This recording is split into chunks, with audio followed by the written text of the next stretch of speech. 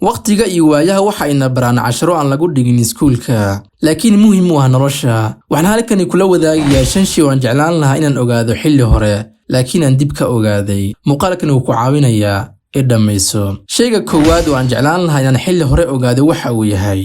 jacaylku ma ahan waxa uu muhiimsan nolosha filimaanta aan daawano iyo buwaagta jacayl aan aqrino qisooyinkaasi marmarka qaar way ka fogyiin xaqiiqada nolosha annaga daawanayno waxaan u qaadanaa si run ah waana dhaqan gelinaa laakiin dhalanteedkaasi dhamma noqdo xilligii iskuulka waan soo wada marnay qof kasta qof ayuu jeclaa u malayn jirin waligooda dhib iyo dheef isla qaybsan doonaan isku waari doonaan nolol samaysan doonaan laakiin maanta aaway waxaa laga yaabaa in qofka laga guursaday ama uu guursaday qof kale waqtigii wacnay la qadatay qofkani wax xasuuso aadan ilaabi karin waqti aad wada yareedeen wax kastana si qurux badan u wajihi jirteen laakiin waad weynaateen qof kastana waxa uu gartay waxa u danta waadna kala dhaqaajiseen ama cudurdaaro samaysa oo dhaha calaf ayaa ina kala geeyay laakiin qof kasta isaga ayaa doortay meesha u dambeyn doonta jacaylkaasi waqtiga kaaga lumay ka warna haddii wax ku anfacaya aad ku baran lahayd maanta waxaad noqon lahayd qof isku filan shayga labaad waxa uu yahay lacagtu waa waxa ugu muhiimsan nolosha si kasta xaqiiqadaasi isaga indhatir laakiin waxaad ogaan doontaa marka gabadhii dunida aad ugu jeclayd ay ka raacdo nin adiga ka dhaqaalo wanaagsan waqtigii iyo jacaylkaad iyada siin jirtina lagu dhahay hawada ku cun hadda qof kale ay la nooshahay ku raaxaysanayo quruxdeeda caqligeedana ku kaabayso wax kastoo adiga ku ahayd si ka sii wanaagsanaya qof kale u tahay fadhiga ka kac filmaantiisan ka lumin waqti badan waa qiyaali aad mar dambe ka shalayn doontid waqtigaaga maalgasho waxaadna ku barataa xirfado aad muhiim u ah noloshaada oo dhaqaale fiican ku soo gelinaya internetku maanta meel kasta ayuu yaalaa YouTube-kana waa jaamacad aad ka baran karto wax kasta oo u baahato fadlan intaanan waqti ka tagin wali waxaad haysataa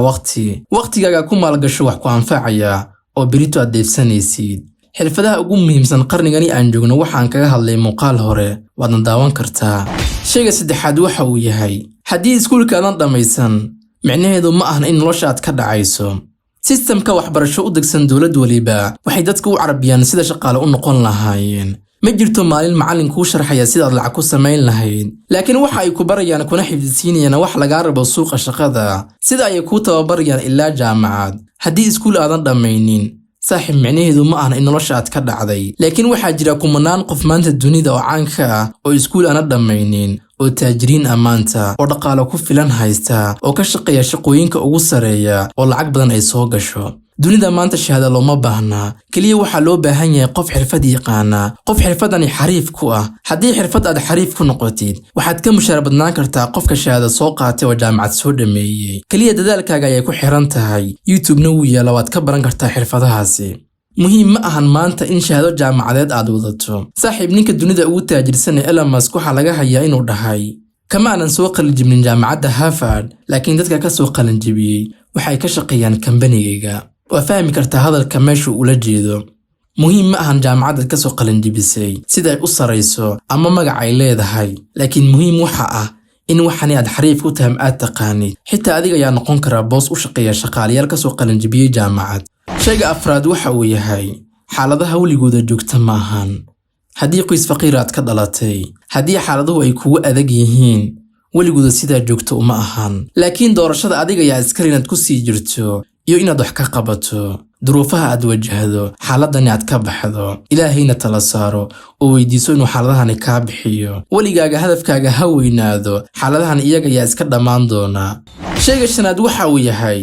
qof kasta meesha uu isdhigo ayuu yaalaa saaxiib wax badan oo dhaqamadayna ka mid ah waxayna dhigi karaan boos hoose oo liita ama waxayna dhigi karaan boos sareeya dhaqamadan aan sida maalinlahan u sameeyno annaga ay naga turjumaan waxay ka turjumaan qofka aan nahay shakhsiyadeena ay ka turjumaan waa in dhaqamadeenan u fiirsanaa dadkaan la soconno dooranaa saaxiibada tayada ku kala xulannaa waayo waxa aad tahay saaxiibka waxa uu yahay u fiirso bini'aadamku waxay kugu xugminayaan waxa ay ka arkaan haddii aad la fadhiisto qolo cabtoya oo jaad cunta oo siyaarka cabta waxay ku xugminayaan inaad ka mid tahay haddii saaxiibo xun aad la socotid way ku xugminayaan hadba meesha aad isdhigto dadkaad la socotid ayaad ka mid tahay waadna noqonaysaa waxaa jirta maamaha tiraada ii sheeg saaxiibadaada meesha aad fadhiisato iyo dadkaad waqtiga la qaadato waxaan kuu sheegayaa mustaqbalkaaga tani waxa ay noo caddaynaysaa in waxaasi nagu hareeraysan ay xugmiyaan mustaqbalkeena